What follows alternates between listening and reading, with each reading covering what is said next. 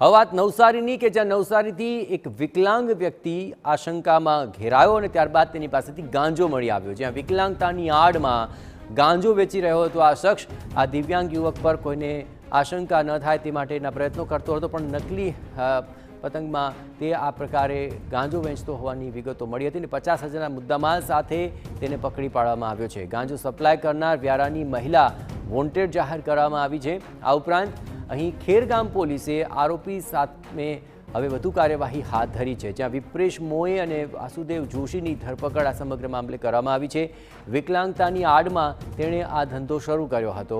નકલી પગમાં ગાંજો સંતાડીને તે વેચી રહ્યો હતો, પરંતુ આખરે તે પોલીસની નજરે ચડી ગયો અને 50,000ના મુદ્દામાલ સાથે વિપ્રેશ મોએ અને વાસુદેવ જોશી આ બંનેની ધરપકડ કરાઈ છે। આ સમગ્ર મામલે અત્યાર સુધીમાં કુલ 3 લોકોને પકડી પાડવામાં આવ્યા છે, જેમાં વ્યારાની મહિલા વોન્ટેડ જાહેર કરાય છે। ખેરગામ પોલીસે આરોપી સામે હવે વધુ કાર્યવાહી હાથ ધરી છે।